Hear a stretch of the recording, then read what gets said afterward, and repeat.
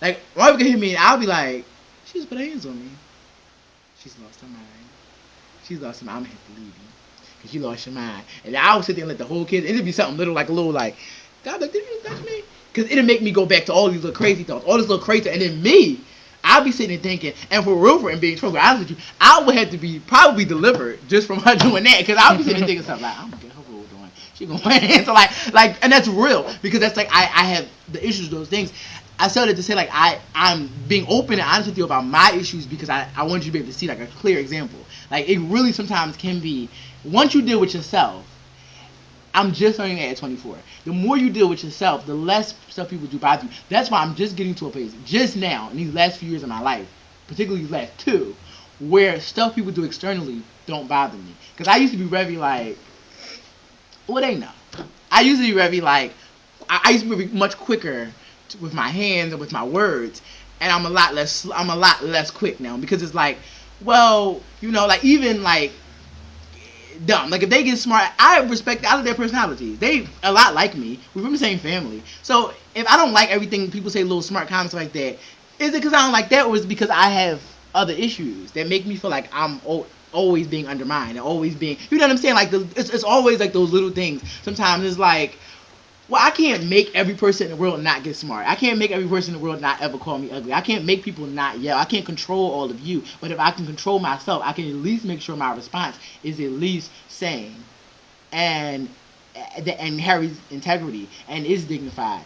And I can only hope that as I grow, I build in that. I mean, I wouldn't want to ever test it, but that's like the gist of it. So I just wanted to share that with you because that's what my growing experience has been from it, for my personal issues with my mother and whoever else. Gotta go because it's 12 o'clock. Oh, geez. Moving on, yeah. Moving on. Because there's a lot of stuff I can say about that. That's another whole thing too. But the scripture for what we were talking about is Matthew 6:14 and 15. It says, in prayer there is a connection between what God does and what you do. You can't get forgiveness from God, for instance, without also forgiving others. If you refuse to do your part, you cut yourself off from God's part. And I was saying all that to ask about, like, how y'all react and all that stuff, because it goes into forgiveness. We talk about when you hold on to stuff, what happens and what's the detriment of what the issue might be from holding on to it. And clearly from the scripture right here, it's saying that if you don't forgive, you are cutting yourself off from God. And why do you think that? Why do you think the scripture is telling you that clearly? Okay. Hey, good job. See, you screaming out. Say it again. Does God forgive? Exactly. Does God forgive? Yes.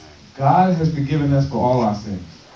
And he has actually gone above and beyond forgiveness. He went and sacrificed for our sins to forgive us so we can be in good standing with him. All the things we might do against him. So all these things that we're going through on this earth might seem big and everything, but guess what? When we sin against each other, first of all, we're still sinning against God. So we still sinning. And he's still forgiving us. So as much as he forgives, we're supposed to forgive.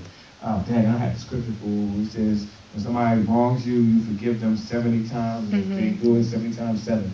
And keep on, you just keep forgiving. And that's the part we don't catch on to. And I just want to ask you, why don't we forgive? That's the part I want to go to because it is so important. It's such a crucial thing. Why don't we want to forgive?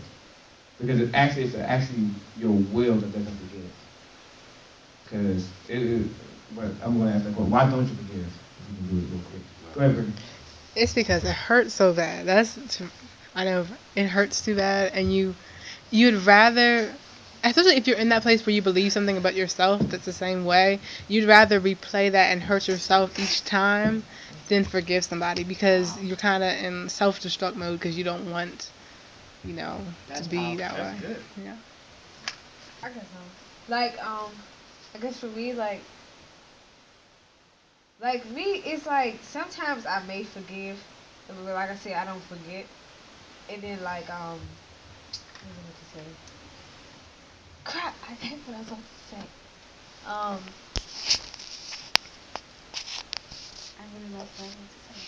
Come back to you.